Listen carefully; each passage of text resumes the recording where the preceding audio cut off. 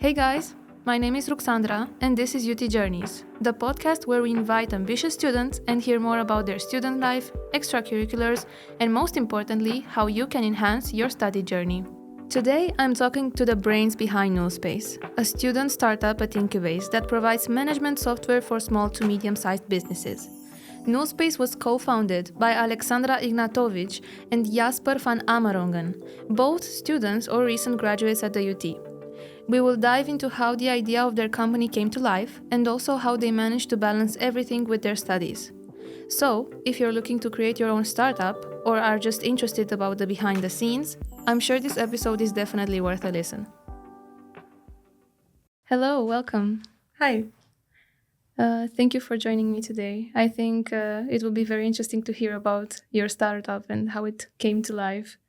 So, can you tell me about the idea behind NullSpace?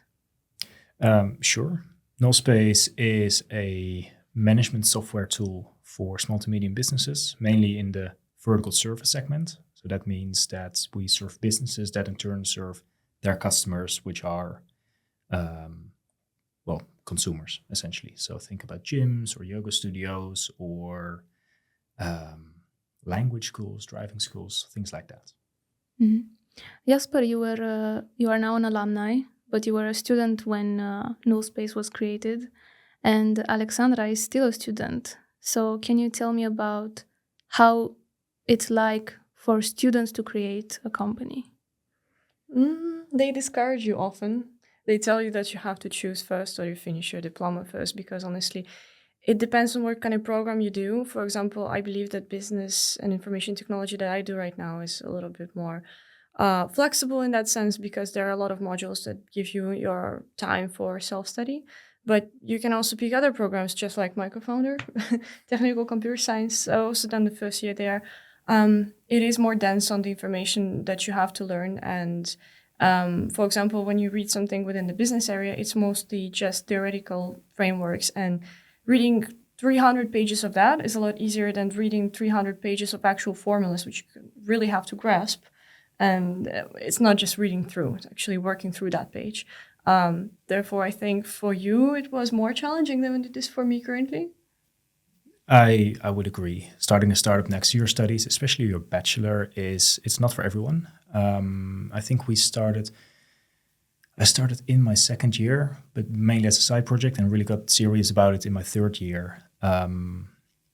But I couldn't have done it as seriously in the first or second year. There's just no time. And indeed, as Aleksandra said, I graduated from computer science, which is particularly math heavy, which I was never the best at. So my program was more than full time. So doing a startup next to that it's difficult. Moreover, the startup in itself is a lot of work, at least 20 hours, if not 40, if you want to take it seriously. So it is certainly a challenge, one that can be overcome if you're diligent enough and disciplined enough and don't care much about your free time. But it's doable, but it's tough. And exactly as you said before, and I believe that Jorg Welling also said it earlier on the podcast, don't ask your study advisor, because they will advise you to study, which for me also was the case. And from a university perspective, or like the faculty perspective, they would strongly discourage it because they just want you to graduate, which is fine and challenging enough, but doing these extracurriculars does not really fit their image, so to say. Yeah, true. Which I think is a bit weird, because they do encourage you to join different clubs and different activities, but they do not encourage you to create something, such as a startup. I mean, it depends, because joining a club is much less of a dedication than starting a startup, because you can do that for a few months, maybe a semester. You can do a part-time board year, but then again, it's a part-time board year, and probably, and I don't know, I've never done one, but probably that will result in some delays. Mm-hmm. And you take that into account, which a startup might as well do. But it's much more accessible and much less invasive into your study plan, if that makes sense. Yeah, I also understand why they discourage one and encourage the other. Because when you speak about the associations, and well, let's take as an example the sport associations, it's kind of the relief that you have to take from the studies itself. So because you're sitting there for, let's say, 8 hours studying straight, then you would go to workout and relieve that overclocked brain of yours through the sport.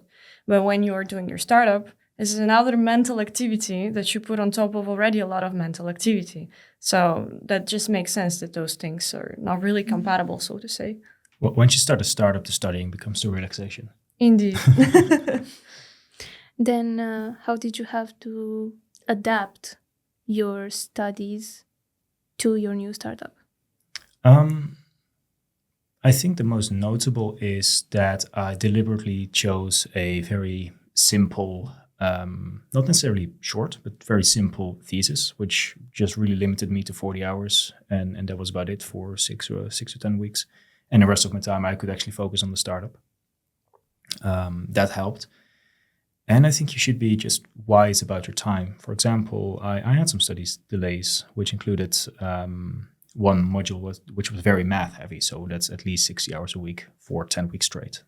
I knew a year beforehand when I filled the module in the first place, okay, that month, those few months will be, hardly any work on the startup, and you can adapt to that.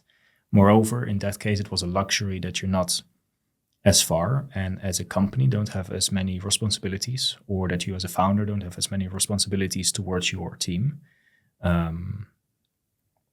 So then it's just, chill on the startup, go do your math. Because especially if you have a module after your thesis, it was the last thing for me, right? So imagine that I didn't reach it. I would have to wait a year to do it again, which is still possible, but you get out of the flow. So that was really a motivator. Okay, let's just get it over with.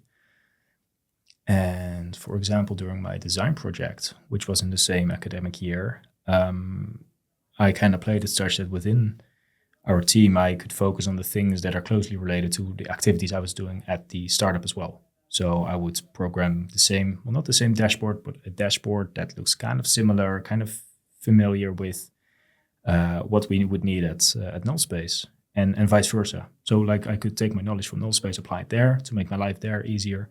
Moreover, the things that I had to kind of invent, I could then in turn apply at NullSpace. So I was hitting two birds with one stone, essentially.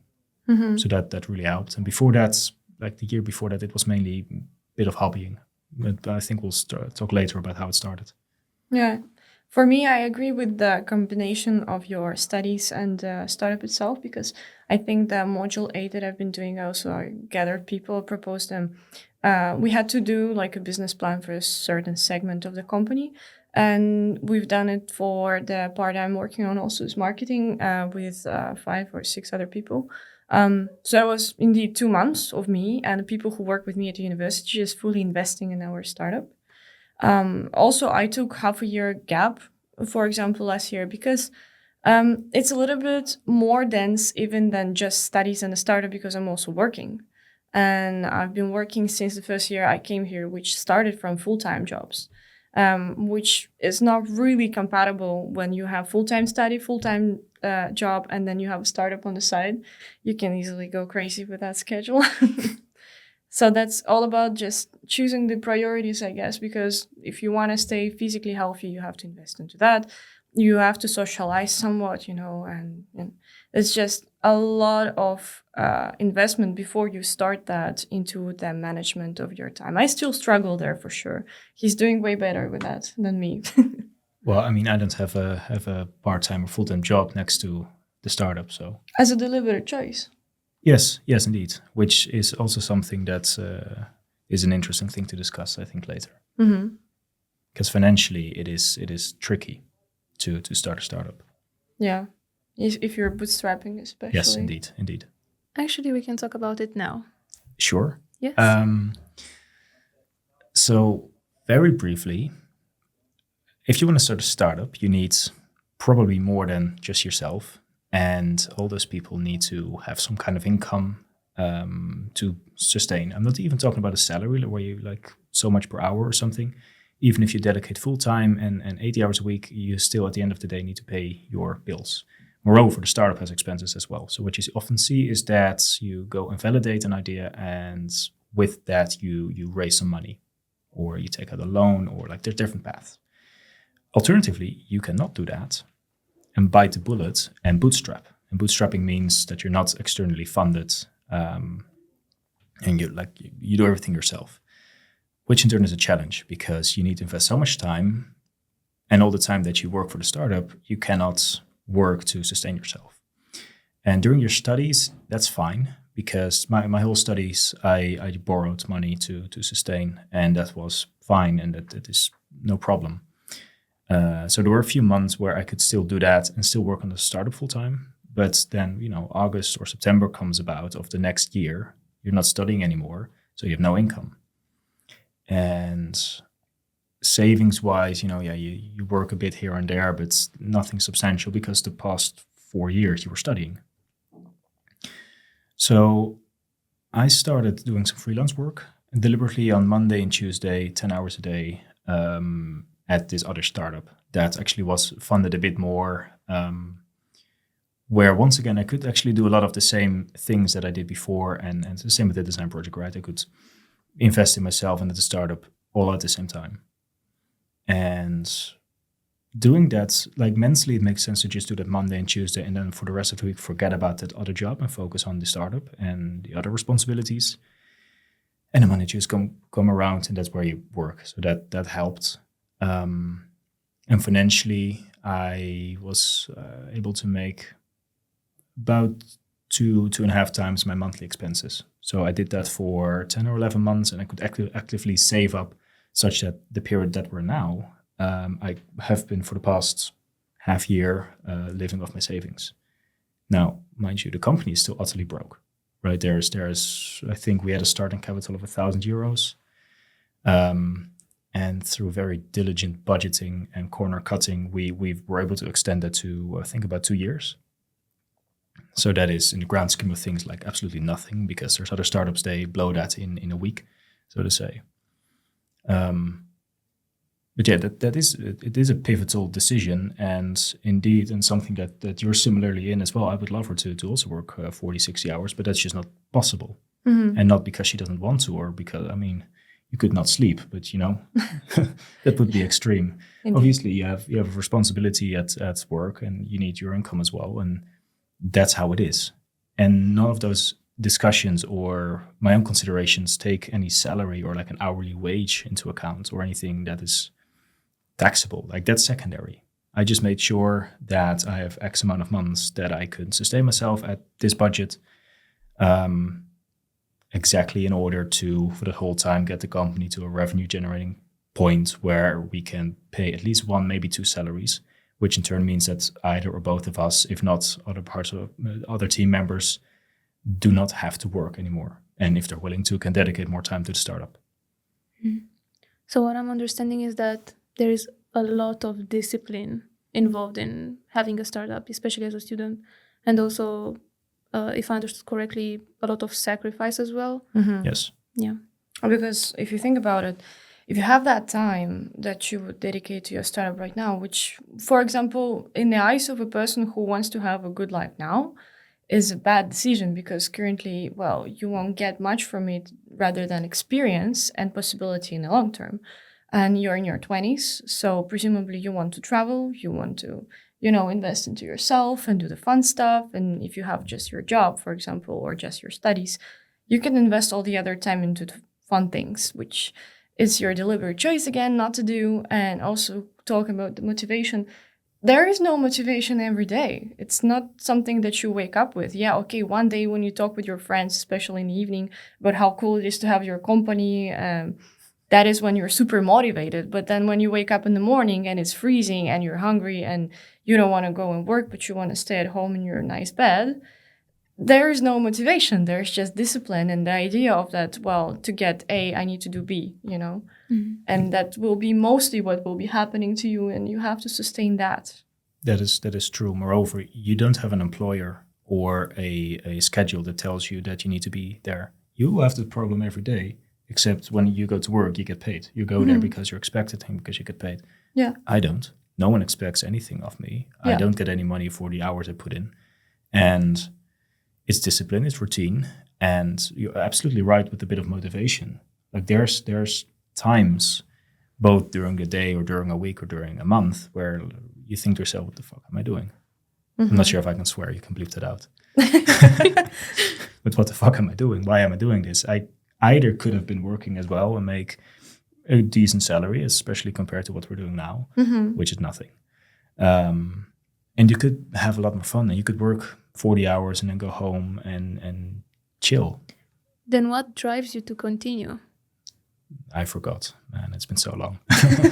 No, that's not true. That's not true. That's an interesting thing. It gets a bit philosophical as well, I think, because before it was something similar to what you just explained, where the motivation is very internal and like, I want to have this startup, or I want to sustain my life this way. But that fades, at least over the years. That's faded. It's about 2.5 years now. And right now it is, for me at least, sometimes I feel it's been such routine that I don't really have, it doesn't feel like I have another choice anymore. And that's not depressing at all. That's a very beautiful thing, I think, because that now is the motivator, which makes it completely not personal anymore. Because I had some issues with that before, where I was pushing myself hard, very hard, and at some point too hard with some medical problems that probably came from stress. But that's having being detached from that internal and personal motivation is maybe a better thing. If all of this makes sense. I think it does. I would also add to that basically when you start in that sphere and it's kind of your startup, we share it, you see it as your own project, your own thing. It's not a university project that you are not obliged to continue on, or there are some restrictions. You're literally like the painter of your own canvas. And that kind of makes you feel as a creator. And it is also a self-development. So some people, like I said, they choose to invest into their self-development somewhere outside, just like by doing some random stuff, let's say sports or traveling. But as an entrepreneur, you invest into yourself as a creator. And that is also something that probably drives a lot of people, because they know they own it. It's something that they've done themselves, something that they can put as their achievement. But also because your idea connects people that work with you. So we have quite some people working in our startup, and we've built relationships with them, like friendships, through that whole idea that drives you, you know. And that also makes you feel kind of special in a way. Yeah, that's very true. And that's another topic that we can talk about for hours, is the importance of relationships. Because indeed we have 10, we're a 10, 11 people team in total. None of them have a salary. We don't have a salary. There is no money. So they all pledge basically their time on a voluntary basis. And of course, there's other ways of compensation that we are always gladly to procure. For example, there's this design agency, PUP, they're called, and they're just mainly looking for portfolio work. And they are also, as a design agency, developing some of their own internal methods that they would like to try out on us. And we are aware of that. We help them in that process. And that also means if we don't get the results that we are expecting, that's okay. And that is something that we can give. It's the opportunity, the leniency, etc. We don't treat them as if we would be paying them. And they understand, so it's more like a symbiosis. And the same goes for the marketeers that work for Aleksandra, where for them it's mainly opportunity work. And all encompasses, of course, is just a friendship and a shared belief in this project. And you can tell it's not about money, because we've discussed it before, especially when things like, hey guys, we need a bit more dedication. We need the results before this deadline. And if that doesn't happen, you don't hold any bargaining chips. If it doesn't happen, it doesn't happen. What are you going to do? Cut the salary? Fire them? Like, anyway, either you have no leverage or you lose. So it's really, and that forces you to really foster relationships, get more into, talking and understanding, and as founders, just also a bit of letting go, because the alternative is that you don't have them. So something, even if it doesn't meet certain deadlines, is always better than nothing. Mm-hmm. So that's something that at least I've learned over the past while. That's true. And that even goes from my side to Aleksandra, because she joined, I think, only about a year after we started. And also that like falls in the same category. And of course, she got founder status, so she's a bit more involved in that sense. But also, like, there's no compensation structure in place. There's nothing like that. So she dedicates her time, from my perspective, from the company's perspective, for free. Mm-hmm. Well, I also have to underline the fact that what motivates me as well, and it's something that came across my mind when I've heard him talking, like, he's a really good coder. Like, I've seen his work and your portfolio, and, you know, like the way people actually describe the feedback on how you do things, how you design the software, because you're basically a software engineer. And like, if he wouldn't go for a startup and go to find some job, I'm sure you'd be working in some top company already on top places. Maybe. You could easily do that. But now you're just living on your savings by your choice, and it's your 20s. So that's, well, seeing somebody dedicate themselves to the idea so much, how can you just not believe in it? Either he has to be absolutely delusional, or it has to be good. Probably. Because why would you do that choice otherwise, you know? Yeah.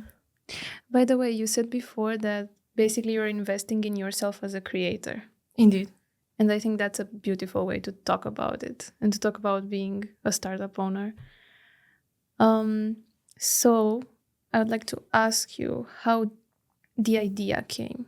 Like, what inspired you to start NullSpace? You mainly, right? You've been there, yes, because I know the story, but he... Yeah. It's a funny story, and it works, I guess, but I would not want to repeat it in that way. If I do another startup, it would start differently for sure. How this one started is there's a friend of mine, a friend of ours, that has a friend in IBA, I believe. And she or her parents or her family own and operate a stretching studio in Kazakhstan. So that's like, 4 handshakes away. Now, this girl was operating, or her parents were operating the studio with, some Excel, phone calls, at a single payment link that they would share. So it's a mess. And this girl asked this mutual friend of ours, like, hey, maybe, because she studied TCS with me, maybe you can help us build some software. And she's like, let me ask around. Well, that's how I got involved, and another girl as well. So the 3 of us kind of started out, as I said earlier, it was kind of like a hobby. And that turned into somewhat of a product, very tailored to her needs. And at some point, so there's another friend of mine, very, very smart dude. And we were sitting at Stanislaus, naturally, in the sun. It was June or July, having a nice afternoon beer. And we think to ourselves, wait, why do we not take this product, generalize it a bit more, not make it just for her, make it for any studio? Because the problem she's facing, going from Excel and phone calls to something that is even slightly automated, is a step up. And that's a nice idea, but that's been around. That has been done before. Something that we did differently is we have a very diverse background in the team. So she's from Kazakhstan, become a friend from Kazakhstan as well, coincidentally, co-founder from Lithuania, the guy I was talking about from Latvia, and the rest of the team all from Eastern Europe. So culturally, we saw an opportunity. So why don't we generalize this product, but also tailor it specifically to these emerging economies or countries in at least Eastern Europe, and then again, why not the whole world? And that is what the philosophy of how NullSpace was founded. So that was 2 years ago, and I think about 2.5 years ago, and 1.5 years ago, we incorporated the company as well, made everything official. And in the whole meantime, it was mainly programming towards that goal, and a bunch of hiccups along the way, of course. And only then, after we incorporated, so I think it was a year ago, that only then we joined Incubase and Novelty and joined their programs to do our validation and do things more seriously. And that's what I meant earlier. There are steps, like 7 or 9 steps, how to start a startup. Doesn't matter what you do, like given that you sell a product. And we were somewhere along that path and kind of messed up or half-assed did the first part. So, and then that was exactly because it started as this project, essentially this side thing turned into something else. And that's the part that could have been accelerated, that could have been certainly done better, which would save us a lot of time, maybe half a year of time, I think, in total, if you think about it. But yeah, that is how we started, and the rest is history, as they say. Since then, I've been working on it full time, and Aleksandra joined, I think, before the incorporation. Before the incorporation, I'd say a year before the incorporation. Yeah. So slightly after we got the idea to make this official. I see. Yeah. You mentioned Incubase. Could you tell me really quickly what it is and what is your involvement with it? Would you like to talk about it? Sure. Incubase is a wonderful place in the Bastille building. It is funded, organized by Novelty, which is another entity. And Incubase is a startup incubator. And if you think about an incubator from the, what do you call it? Like a kid's farm? So that's horrible, but you know what? Chicken farm? Yeah, no, I meant like the children's zoo. But indeed, and also in chicken farms, they have these incubators where when an egg hatches, they hatch in this very nice and warm environment, shielded from all the big outside scary world. And Incubase is like that, or in startup incubator is like that, but then for startups. So there's a lot of facilities around and people and a very large network of investors and etc. that shield you from the big scary world, at least for the first year or two. That's the idea. And that crystallizes in the sense that they have certain programs, certain tracks where you get a coach and they will help you. They will advise you. I should underline that.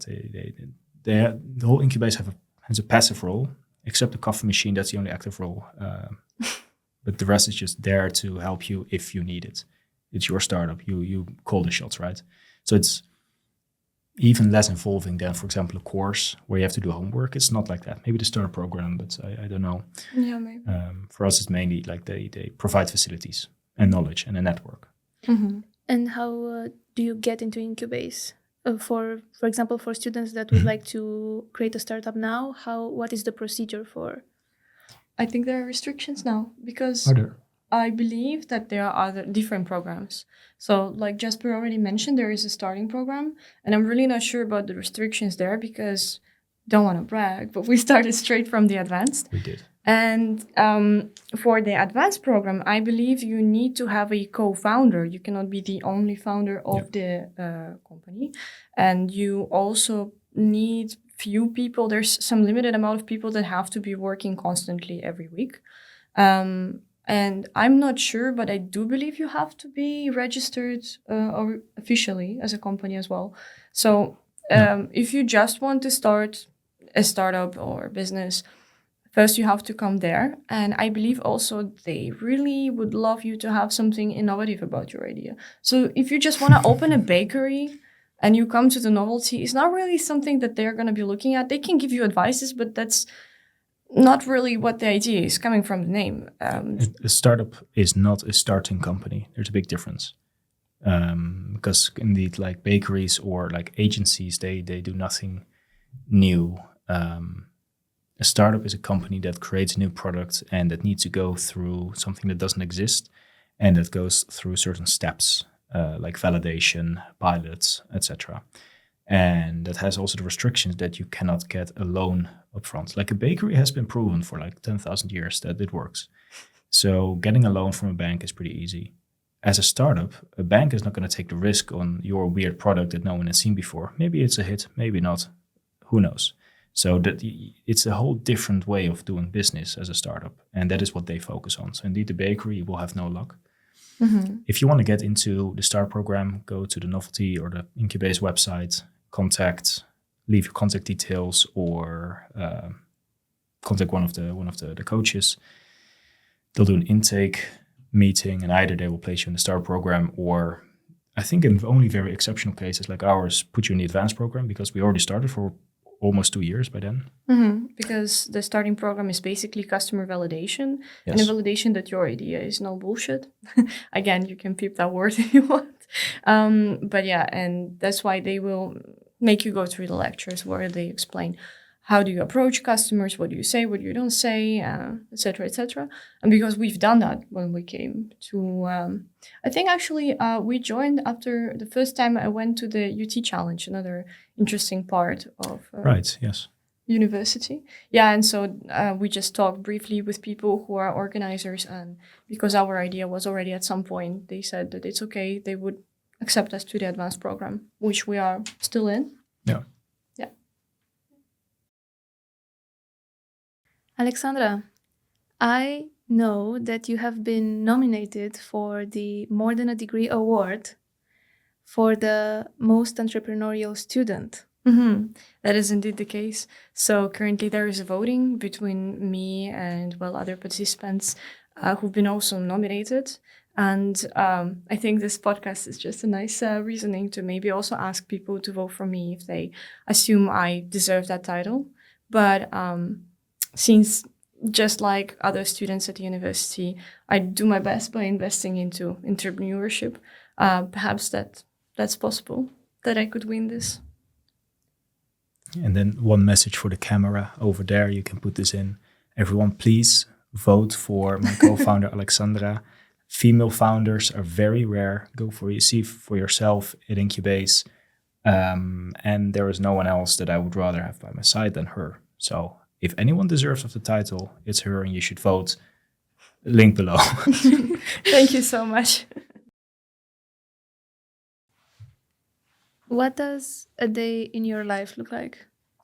It really depends. Not so much week to week, but I would rather say month to month. Right now, we are in a pivot of our strategies that involves developing more features. So my day-to-day looks like a lot of programming and validating these the new feature that we're doing. But before, right after we finished an MVP for like 2 weeks straight, I was doing a lot of legal work to like set up a legal framework for a few weeks. After that, looking at how we're going to set up like support or doing bug fixes, which is quite different, so to say. So at the moment, it is quite homogeneous, just doing a lot of work, putting in the hours, grinding away at this new feature, which is a lot of fun. Like that's the thing I probably enjoy most. Well, technically for me, it's a little bit different because when I wake up, I have to go to work, basically. And after work, it will depend what my day priorities are. Basically, usually I would start working straight up on the things related to studies, but then also to the startup. And then I will just combine them in a way because I still have to get my bachelor's. But with the marketing, which, oh, by the way, something that I work on as well, because these are my departments, the marketing and sales. When you are working on the product that is, when you're coding, you basically already assume what the next day will be looking for you, because one issue... Pretty much. You kind of already, especially as a software engineer, write down step by step what's going to happen, right? And especially if you have like a nice Jira board, because we're using Scrum, of course, for that. For marketing, though, there's a lot of brainstorming and pivots and ideas, and you can start on one thing and then already have other ideas, blah, blah, blah. So it's a little bit more messy than that. Although we are also using Jira for this, then you just allocate people for different tasks. But for me, it also will depend because we usually have our executive meetings where we discuss certain strategies, especially in my department as well with Jasper. Are there any initiatives that you are currently working on? That's a question for you. Well, basically, from my side, since, like I mentioned, it's not only marketing but sales, we have to continuously look into who would our product suit the best and vice versa. And we came across one thing that the associations we mentioned before, they closely resemble our customer segment, especially because there is a point of internalization that is our main unique selling point, I would say. Yes. And because some of my friends are also part of the association boards or are there from lots of times, they also complain that, next to my studies, because like we mentioned, associations, they have to be the fun thing where you go to relax. Some of them refer to it as I'm a board member and I like organizing events and stuff, but I don't really like doing all the accounting for the association. I need to look who paid, who didn't pay, and they're students. They're not really, they're not that reliable sometimes. So that's just something that I think may be very discouraging to do as a board member and invest your time as well. That's a mental activity that you don't really want. So we see it as a match with the product that we offer. Therefore, there were associations that I briefly discussed it with, that Jasper discussed it with them, who kind of all underline the same problem, basically. Yeah, that is true. Indeed, the internationalization, and not only so, what often gets pointed out as but we're a local studio, right? Why do we need internationalization? First of all, we serve customers in many different countries. That's one part. But if you think about it, a sports association at our university has a very internationalized audience, which means also their payments, especially when you have, for example, exchange students coming in that not necessarily want to open a Dutch bank account, but maybe do not have euros or are not part of the SEPA region. They will have a hard time to pay for these subscriptions or to get it in their language. And that was one of the triggers to look into associations. And, the Excel and phone call problem there exists very strongly as well. There are some that have some kind of software. They use some kind of software that was set up by like an ex-board member in 2005. And that's better than nothing. But what we are really looking to do and the impact we're looking to make at this university is and it's an initiative together with Student Union and Sports Center and some other parties that are involved and the associations, is to provide our software at a massive discount, essentially, to help all of these associations streamline their operations to make everything more uniform. We might be the only party that is willing to integrate with the union card system. That is a big problem for the associations, which is my understanding. And so that's something that we're kind of working on the background as well, because it's difficult to align all of these parties. It's a chicken and the egg story, essentially. Mm-hmm. Yeah. And you often see University of Twente changing, for example, some systems, trying to improve into some direction, and especially because we are the students from their university, from their technical programs, it would be just a logical step that we can now invest back into the university that gave us the education by improving something that they operate with. That would be beautiful, yes. Nice, very nice. By the way, since we are approaching the end of the episode, I wanted to ask you how the startup changed you, and mainly how your perspective on entrepreneurship changed. It's an interesting question. Regarding entrepreneurship, I learned so much. Not only about entrepreneurship, this whole startup, I'm happy to say during the time at the startup, I learned more than during my entire bachelor. Not only about the thing that I specialize in or the thing that relates to my study field, but also all the other things around it and social skills. And the way the startup changed me, I in my first year, I was this Dutch guy who just came from high school, who didn't really know how to act and behave, especially in international social circles, and my friends that are watching this will be laughing their ass off because I was a weird guy. But that changed at some point, and the same kind of change happened during this startup, and not in my social interaction or confidence, but more about how far or how hard I can push myself. And it's kind of like a rite of passage. That's how it felt. It's something that you have to be able to know your limits. For example, if you're a gym goer, every every once in a while you want to do your max deadlift to just know how strong are you. And then obviously you realize, okay, that's the weight that I cannot do. That's the limit. This is how strong we are. And finding that and is very important. And also being able to handle stress for a prolonged amount of time is very different than a short amount of time. I think everyone has experienced the 1 week of exams where you're just working 12 hours a day, 7 days a week. But and that's fine, you think. Now, obviously, you need to have a weekend of absolutely nothing. Maybe like the first week, you're still chilling.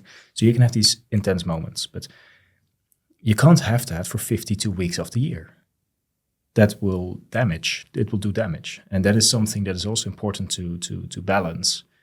That you can operate during certain times like that, but certainly not prolonged. And that's something that I did try to do. And well, that is maybe also a piece of advice.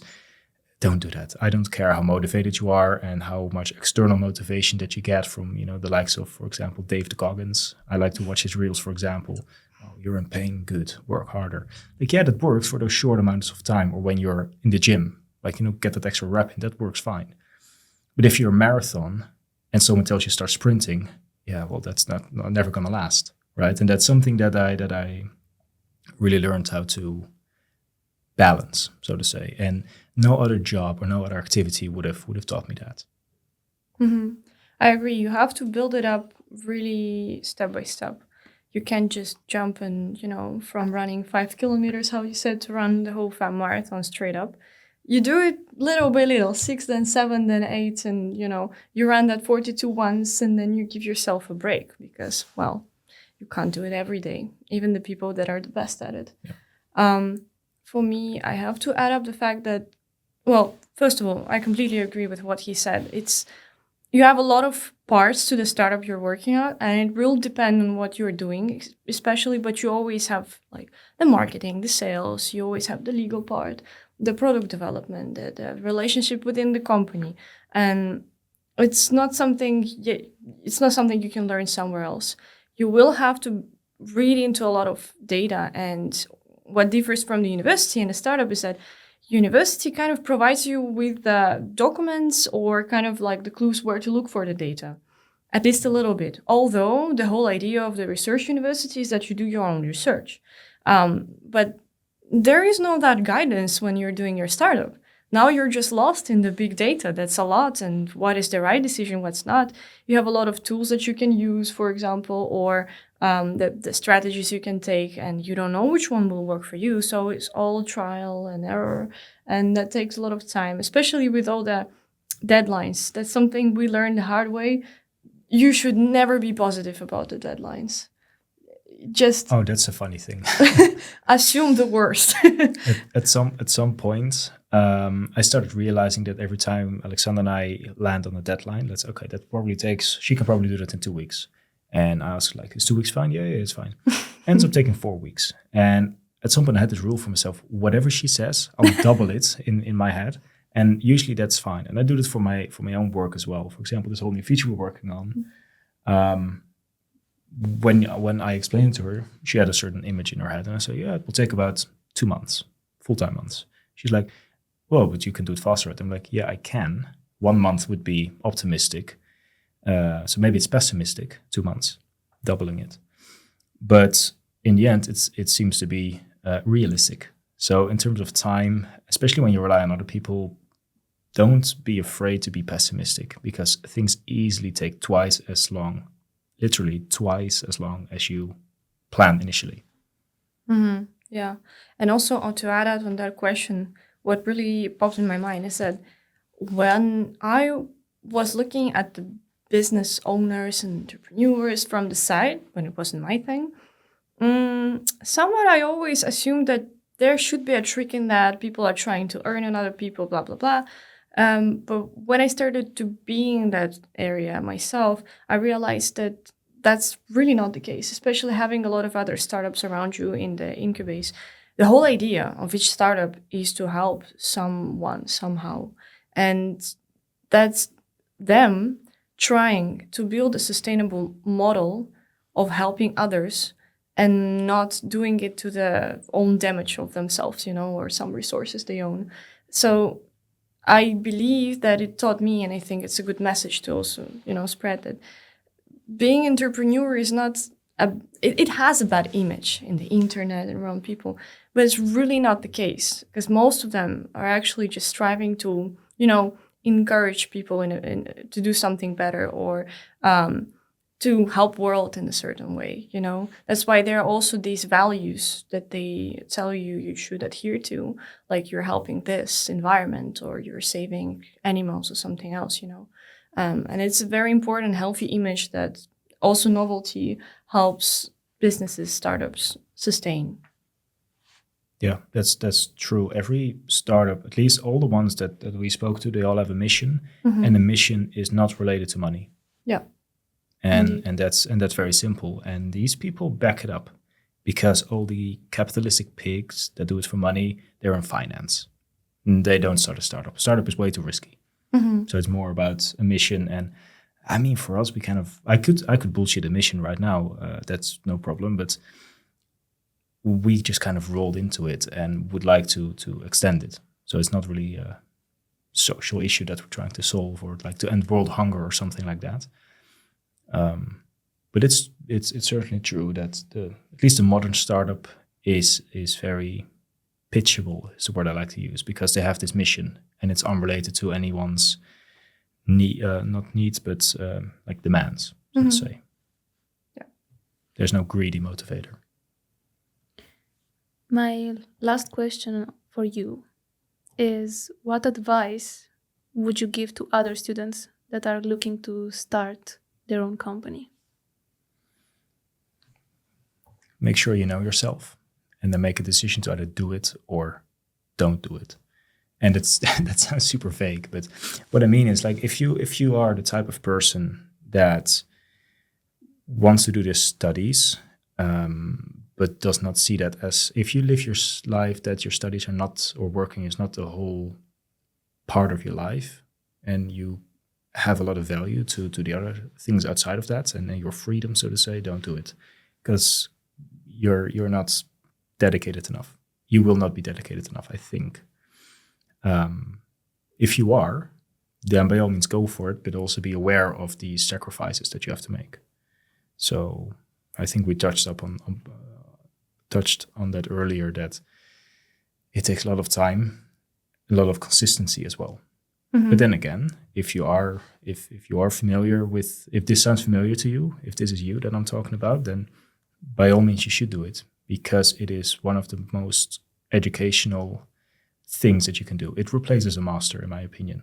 I'm eager to do a master at some point, because right now this is my focus, and I'm learning so much about the world and about people and about other fields that I certainly did not specialize in. It helps me to think long-term, short-term, and anything in between.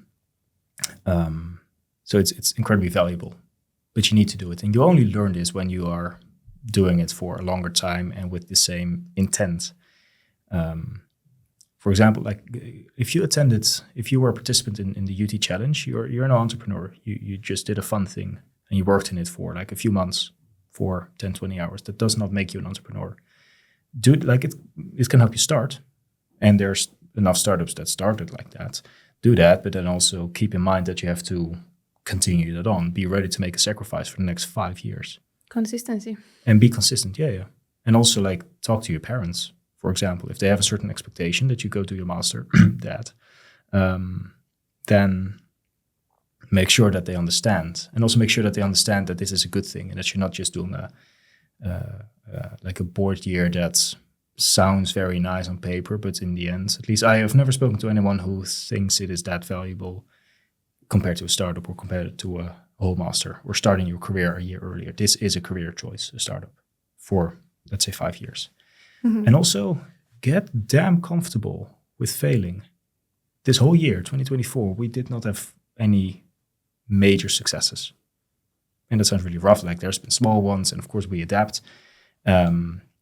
But make sure that you're able to live with that, because things do not go your way. And there is no study advisor or next year I'll try the module. None of that.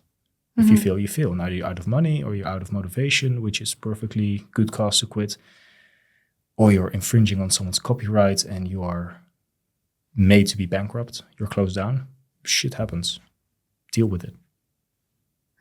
Yeah, really agree on that one. That's why what I would love to add to that advice is that before you start an idea, if you have an idea, absolutely go for it. But before you do that, really make sure you believe in it 100%.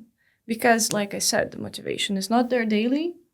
And especially a lot of fails will come in. And people, they usually operate in a way that you live your life, you have a small achievement that boosts you a little bit, have a bigger achievement, boosts you a little more.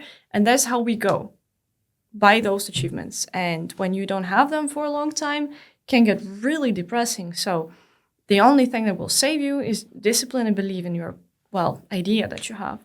So before you put yourself fully there, make sure that you believe in it. And there are other people who believe in it as well, because you have to do the customer validation as the first step when you start any startup. That's what starting program is about, how we said. Yeah. So make sure you validate that somebody will want that as well. Because if you're doing it only for yourself, you're your only customer, and that's not a startup. Yeah. And get comfortable with the fact that you're the only one that believes in your startup as much. Like, you're the biggest supporter of your own startup. And just assume that everyone else doesn't want it. And then it's your job to convince them. Mm-hmm. That is in sales, that is in pitching to investors, that is in pitching to the guy that will interview you for the STAR program. Everyone will be skeptical because no one has all the information and the feeling that you have about your product or your idea. So packaging that in a pitchable idea that gets the message across and the enthusiasm across is very difficult. So get comfortable with that as well. Mm-hmm. True. I think this is very valuable advice for any student that wants to start their own company. I hope so. Yeah. Thank you so much for joining me today. I hope you enjoyed yourselves. Of course. Certainly. Thanks for having us. Yeah.